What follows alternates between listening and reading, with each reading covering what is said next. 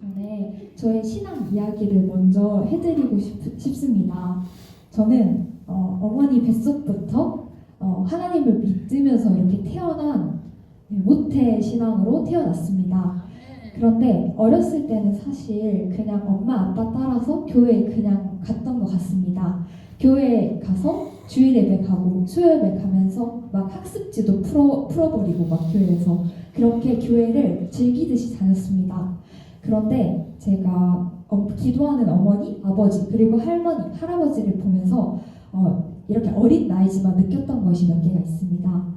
제가 초등학교 3학년 때 이제 기도회 같은 걸 모르고 그냥 하나님 앞에 기도를 할 때가 있었습니다. 그때 피아노에 같이 다니는 어린 동생이 있었는데 그 동생을 너무 교회를 같이 가고 싶은 마음이 들었어요.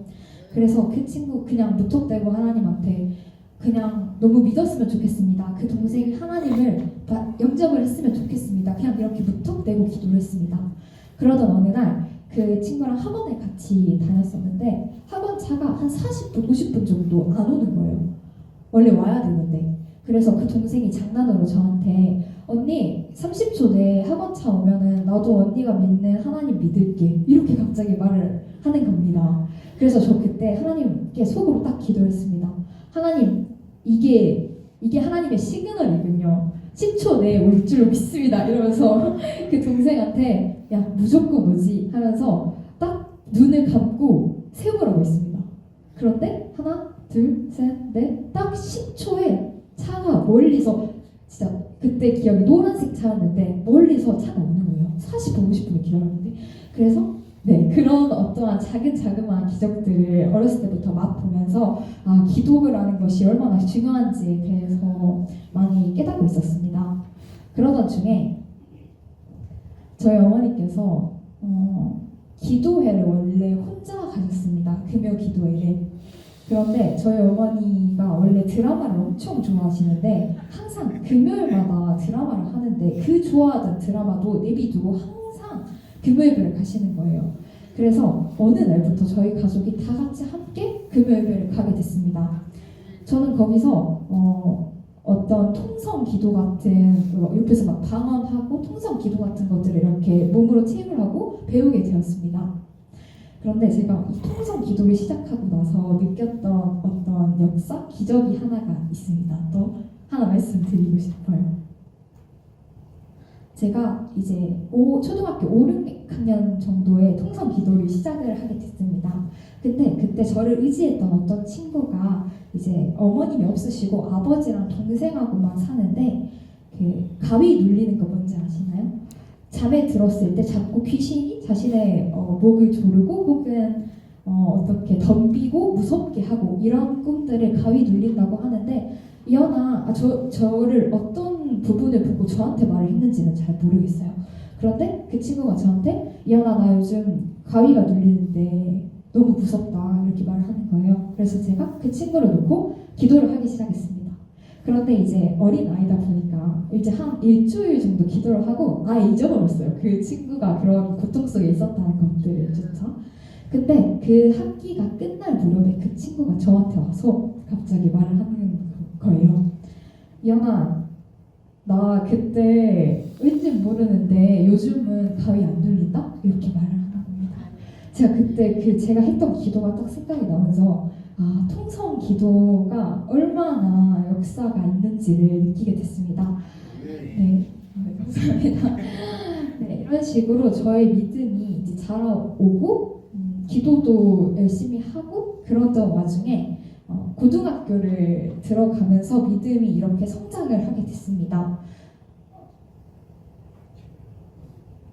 하나님께서는 주변 사람과 그리고 주변 환경, 사건들을 통해서 저한테 어떤 큰 뭉탱이씩 6개월에 한 번씩, 3개월에 한 번씩 저에게 말씀을 해주셨어요. 그래서 그것들을 나눠보려고 합니다.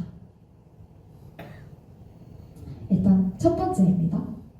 첫 번째, 내가 너를 보낸 것은 너에게 맡긴 사명 때문이다. 이 말씀을 저에게 주셨어요. 어떤 사건으로 주셨는지 이제 여러분께 말씀을 드릴게요. 저는 그 전남에서 수학 과학을 제일 잘한다는 친구들이 모여있는 고등학교에 진학을 했습니다. 그런데 저는 시골에서 중학교를 나왔기 때문에 수업은 너무 어렵고 따라가기가 벅차서 매일매일 기숙사에서 울면서 하나님한테 기도했습니다. 근데 너무 힘든 거예요. 그래서 하나님께 막 원망하면서 왜 나를 이곳에 보내신 거죠? 대체 왜 나를 이렇게 힘든 고등학교에 오게 하신 거죠? 라고 이해가 되지 않고 원망을 많이 했습니다. 그러던 중에 친구와 이야기를 하다가 학교에 머무는 주일이 있어요. 저희 학교는 집에 가기도 하지만 어떤 주는 학교에 머물기도 합니다. 그런데 이 주일에 교회에 가는 동아리를 만들자라고 이야기가 되어서 만들게 되었습니다. 마침 하나님을 믿는 친구들이 저희 반에 6명이나 되어서 동아리를 만들 수가 있었습니다. 원래 전에도 교회를 가는 동아리가 있었지만 코로나 때문에 없어져 가고 있었어요. 그래서 없어졌던 그 교회 가는 문화를 다시 만들게 되었고 서로 전도하면서 믿지 않던 친구들이 같이 교회 가는 기적이 일어났습니다. 후배들에게도 이렇게 교회 동아리를 홍보하면서 제가 2학년이 됐을 때, 그러니까 새로운 학기 초가 됐을 때 애들한테 모두 전도를 해서 30명이 넘는 친구들이 다 함께 그 나주에 있는 교회를 가게 되는 그런 일 또한 있었습니다. 네, 이렇게 함께 교회 다니는 문화가 사실 고등학생들이 공부를 해야 되는데 시간에 내서 교회 가기가 참 어렵습니다. 그런데도 불구하고 교회 다니는 문화가 저로 인해서 그리고 저와 친구들로 인해서 정착이 되고 이어져 나가고 있다는 것에 너무 크게 와닿았고 이렇게 교회를 가고자 하는 사모함을 주시고 함께하는 믿음의 친구들을 붙여주신 하나님께 감사드렸습니다.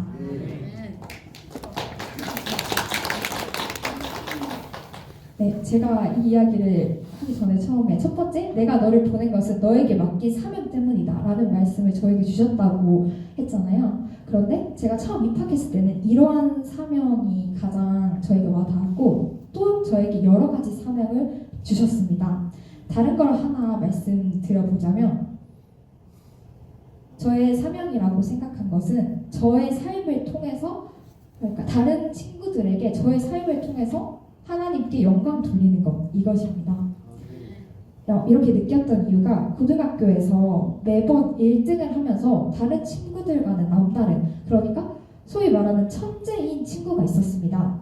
그런데 그 친구가 예수 믿는 사람이어서 면학 공부가 끝나기 30분 전부터 항상 30분씩 성경을 읽어요. 그럼 그 친구들이 옆에서 막 보면서 성경을 읽는 모습을 봅니다. 그러면은 사실 희한하잖아요. 쟤는 성경도 읽고 공부도 더 안 하는데 왜 맨날 1등이지? 그러면서 믿지 않는 친구들도 그 모습을 보면서 하나님은 잘 모르지만 살아계신 것 같다면서 우스갯소리로 말하기도 했습니다. 하지만 저는 이것이 비록 친구들의 농담일지라도 그 성경 읽는 모습이 다른 이들의 어떤 영에 영향을 줄 것이라고 저는 생각했습니다. 그래서 그 친구를 보면서 하나님께서 일부러 저 친구를 만나게 하셨다라고 생각을 했고 내 삶으로 영광을 드리는 것이 저의 사명임을 깨달았습니다. 그래서 그때부터 이제 제가 그때는 성적이 낮았으니까 제가 할 수 있는 것부터 시작을 했습니다. 심성이 곱고 매사에 최선을 다하는 것, 그리고 감사함으로 살고 긍정적인 자세로 사는 것, 이런 것부터 시작했습니다. 네, 주님을 이렇게 삶의 중심에 두었을 때 저를 사용하시더라고요. 네, 진짜 제가 2학년 때 다른 것에 몰두 안 하고 딱 2가지에만 몰두를 했습니다. 하나님과 공부. 근데 그 둘 중에서도 비중을 하나님한테 더 줬습니다. 그랬더니 저를 사용하시더라고요. 단편적인 예시로 들리실지 모르겠지만 저에게 가장 스트레스가 되었던 낮은 성적이 기적적으로 역전이 되는 역사가 일어났습니다. 사실 똑같이 노력은 항상 똑같이 하고 있었습니다. 그런데 저는 이게 하나님의 기적이라고 생각을 하였습니다. 그러면서 친구들이 저에게 너를 보면 하나님이 살아계신 것 같아 라고 말했습니다. 제가 제일 듣고 싶었던 말을 친구들이 해주는 걸 보면서 네, 하나님께서 진짜 사람과 여러 가지 사건을 통해서 나한테 확실한 메시지를 주시고 계시는구나 이렇게 생각을 하게 되었습니다. 사실 다른 어떤 기숙사 선생님을 향한 기도, 뭐 다른 사명들도 있지만 두 번째로 넘어가도록 하겠습니다. 두 번째로 하나님께서 저에게 주신 메시지로 원하는 것은 나는 너를 너무 사랑한다. 그래서 너를 응원하고 격려하고 있다. 이 말씀입니다. 제가 방금 말씀드렸다시피 고등학교에 처음 들어간 신입생 생활은 저에게 정말 고통스러웠습니다. 네, 노력은 했지만 성적은 잘 오르지 않았고 주위 사람들과 저 자신을 이렇게 비교해 가면서 자신감이 없어졌습니다. 하지만 되돌아보면 신기하게도 저를 응원해주는 사람들이 참 많았습니다. 한 친구는 저랑 친하지도 않았는데 면학 시간 후에 할 말이 있다며 저를 따로 불렀습니다. 그래서 딱 갔죠. 딱 갔는데 제 눈을 똑바로 이렇게 쳐다보면서 저한테 너는 나중에 무조건 크게 된다. 너는 다른 친구와 다르다. 지치지 말고 계속 그렇게 하면 된다. 이렇게 말해주었습니다. 사실 친하지도 않고 현실은 막막하고 두려운데 나에게 결국 너의 성적은 오를 거고 뭐 다 잘 될 거야 이렇게 말하는 친구의 말이 사실 좀 어이가 없고 그 당시에는 헛웃음이 나왔습니다. 하지만 지금 돌이켜보면 하나님께서 이 주위 사람들 그러니까 친구를 통해서 저에게 따뜻한 격려를 전해주신 것이라고 생각합니다. 하나님은 심지어 친하지도 않은 관계없는 사람까지도 사용하셔서 저를 위로하고 격려하며 응원해 주셨습니다. 친구뿐만 아니라 담임 선생님도 잘 만나서 위로받고 힘을 낼 수 있었고 이것에 너무 감사를 합니다. 어렸을 때 들었던 교회에서 들었던 말씀 중에서 하나님께서는 내 주위의 모든 만물로 나와 소통하고 싶어 하시고 이야기하고 계신다라는 말씀이 기억이 납니다. 사람과 사건, 나무와 바람까지도 간섭하시는 하나님께서 저와 함께 하심을 믿습니다. 네, 세 번째로 하나님께서 저에게 주신 메시지는 이게 다 모두 고등학교 생활을 하면서 제가 하나님이 이러한 메시지를 주셨구나 라고 생각했던 것들입니다. 세 번째는 두려워하지 마라. 나의 능력과 권능으로 너를 도울 것이다.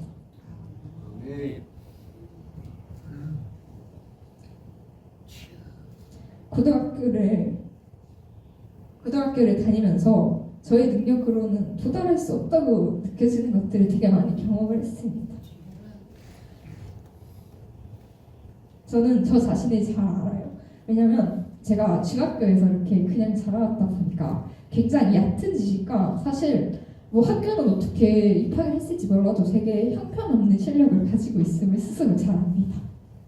그런데도 저를 들어 쓰셨습니다. 경쟁이 치열한 고등학교에서 꼬박꼬박 교회에 출석하고 예수님을 전하는 모습을 하나님께서 예쁘게 봐주셨던 것 같습니다. 네, 하나님께서 저를 이렇게 방금 말했던 게 두려워하지 말라. 나의 능력과 권능으로 너를 도울 것이다. 이 말씀이잖아요. 저를 물리 과목이 부족해서 어떤 일이 진행될 때 되게 어려움이 있다면 물리 잘하는 친구를 그냥 붙여주십니다. 제 옆에. 그리고 또한 저랑 접점이 전혀 없던 친구가 저한테 갑자기 어떤 큰 대회를 나가자고 권유한 적도 있습니다. 저는 저 자신을 아주 잘 알아서 그것들을 해낼 깜냥이 안 된다는 걸 잘 알고 있습니다. 그런데도 불구하고 저의 부족한 점들을 항상 보완해줄 조력자 혹은 동료들을 붙여주심을 경험했습니다. 사람의 마음을 움직이시고 불가능을 가능케 하시는 하나님의 크신 능력 덕분에 든든합니다. 네, 세 번째까지 했죠. 지금까지는 하나님께서 저를 어떻게 도와주시고 어떻게 이끌어 주셨는가에 대해서 말을 했다면 이번에는 훈계를 어떻게 하셨는지 저를 훈계했던 경험에 대해서 이야기를 해보려고 합니다. 하나님께서는 저를 사랑하셔서 잘못된 길로 제가 걸어갈 때 그것을 올바른 방향으로 갈 수 있게 훈계하시기도 하셨습니다. 그래서 다섯 번째, 세상 사람들과 구별된 삶을 살아라. 이 메시지가 저에게 와 닿았습니다. 제가 발명품 대회에 나갔을 때의 일입니다. 원래 발명품 아이디어가 좋으면 작품이 선정이 되어서 100만 원 상당의 지원금을 받게 됩니다. 그 큰 돈으로 발명품을 제작할 때 필요한 물품을 사야 되는 것이 원래의 목적입니다. 하지만 친구들이 이제 100만 원이 상당히 큰 돈이기 때문에 한 30만 원, 40만 원 쓰면 사실 많이 남아요, 돈이. 그래서 그거 가지고 전자기기, 뭐 에어팟, 태블릿 이런 것들을 사는 게 어떤 하나의 문화처럼 자리 잡아가고 있는 그런 느낌이었습니다. 이제 그래서 저 또한 만년필을 사고 싶어서 담당 선생님께 말을 하러 갔습니다. 하지만 제가 가서 담당 선생님께 선생님 저 남는 돈 많죠? 하니까 이제 85만 원 정도 남았다고 하시더라고요. 그래서 제가 만년필을 그러면 사고 싶습니다 라고 말하자 갑자기 제가 찾아간 날 바로 전날에 선생님들 사이의 회의를 통해서 전자기기 같은 다른 용도의 물품을 못 사게 바꿨다 이렇게 말씀을 하시는 겁니다. 그래서 제가 아쉬움을 뒤로하고 이제 교무실에서 딱 나오려는데 저와 접점이 없는 한 선생님께서 이렇게 말씀하셨습니다.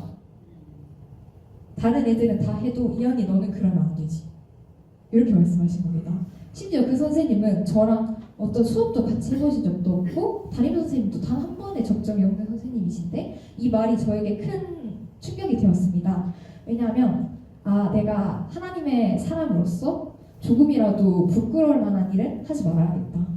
내가 이게 이렇게 약간의 양심이 걸리는 것 이것조차도 하지 말아야겠다. 하나님께서 너를 불꽃 같은 눈으로 지켜보고 계신다. 이 생각이 딱 들면서 저는 정말 뒤통수를 한 대 맞은 것 같은 그런 기분이었습니다. 그래서 저는 지금 돌이켜보면 저와 접점이 없는 어떤 하나의 그 선생님을 통해서 하나님께서 저를 훈계하셨다라고 생각을 합니다. 하나님을 믿는 사람으로서 세상 사람들과는 구별되게 살아야겠다 이렇게 다시 한번 다짐을 하게 되었습니다. 네, 여섯 번째입니다. 어렵습니다. 네, 정직하며 공정하라. 그리고 이웃을 사랑하라. 이 메시지가 저에게 확 와닿게 된 일이 또 있습니다. 제가 동아리 부장이 되어서 팀원들을 뽑을 때 일어났던 일입니다. 제가 뽑아야 하는 인원이 한 명이었어요. 한 명이 남았을 때 3명이 저희 동아리를 하고 싶다고 이렇게 말을 했습니다. 그런데 사실 이렇게 3명이 신청하면 가위바위보를 하거나 아니면 제비뽑기를 하는 게 사실 공정한 거잖아요. 하지만 근데 저는 그 3명 중에 같이 하고 싶은 사람이 있었습니다. 그래서 사실 나쁜 거지만 그 친구를 이미 내정을 하고 나머지 2 친구한테는 거짓말을 했습니다. 동아리 초기부터 함께했던 친구여서 저 친구를 뽑을 수밖에 없었다 이렇게 거짓말을 해서 제가 원하는 동아리를 이루어냈습니다. 그래서 집에 와서 막 자랑을 했어요. 너 하나님이 이끄셨다. 내가 원하는 동아리 그대로 됐다. 이러면서 근데 사실 마음속에 좀 찝찝한 거예요. 사실 저희 거짓말로 된 동아리잖아요, 사실상. 그래서 이것도 하나님이 인도하시는 걸까? 라고 하면서 조금 의문이 들었습니다. 그래도 하지만 진실되며 공정하신 하나님은 저의 거짓말을 크게 훈계하셨습니다. 이것을 넘어가지 않으셨습니다. 동아리에서 떨어진 그 2 친구 중 한 명이 저에게 전화가 왔어요. 왜 거짓말을 했냐? 자신을 왕따 시킨 것이 아니냐라고 하면서 저에게 격분한 목소리로 따져 물었습니다. 그러면서 여기서 원래 그 정도면 친구끼리 다투거나 싸우는 정도여야 되는데 심지어 크게 울고 며칠간 학교에 나오지 않아 버렸습니다. 그러니까 큰 문제가 돼버린 거죠. 그래서 학교 폭력으로 저를 고소하겠다는 소문까지 막 돌기 시작했습니다. 만일 학교 폭력이 제 생기부 그러니까 기록에 적히게 된다면 사실상 좋은 대학은 못 가게 됩니다. 그래서 처음에는 그 친구가 너무 미웠습니다. 이렇게 커질 일이 아닌데 왜 저렇게까지 반응을 하지? 제정신이 아닌가? 하면서 약간 분노가 제 마음속에 이렇게 자리를 잡았습니다. 근데 그 타이밍에 하나님께서는 저에게 한 분의 상담 선생님을 만나게 해주셨습니다. 근데 알고 보니까 예수를 믿는 분이셨습니다. 상담 선생님께 자초지종을 얘기하고 제가 이렇게 화가 나요, 이렇게 분노해요 라고 이야기를 했습니다. 그런데 선생님께서는 아무 말이 없으시더라고요. 그럴 때 상담이 끝나고 거짓말처럼 제 안에 분노감이 사라지고 긍휼히 여기는 마음이 싹 터졌습니다. 제가 그때 너무 놀라워서 저희 어머니께 전화를 급하게 해가지고 어떻게 이런 일이 있을 수가 있지 엄마? 나 방금까지 엄청 분노했는데 긍휼한 마음이 들어. 그 친구가 너무 불쌍해 라고 이렇게 제 안에 감정들이 바뀐 것입니다. 그래서 그 이후로는 서로 만나서 화해하고 지금까지도 잘 지내고 있습니다. 하나님께서는 이 일을 통해서 사랑하는 자녀인 저에게 정직하며 공정하라고 정확하게 훈계하셨습니다. 사람의 마음을 만지시는 하나님의 위대함을 이 일로 알게 되었습니다. 저는 이제 어디 가서 뭐 돈을 훔치거나 비리를 저지를 수도 없고 사람에게 해를 가할 수도 없습니다. 어차피 제가 하면 들키게 돼요. 들통이 나게 돼요. 하나님께서 저를 살피시고 즉각적으로 반응하시기 때문입니다. 또한 잘못을 돌이키면 후히 사랑으로 덮어주시는 하나님을 또한 체험했습니다. 저 또한 이렇게 하나님의 사랑을 전하는 사람이 되고 싶습니다.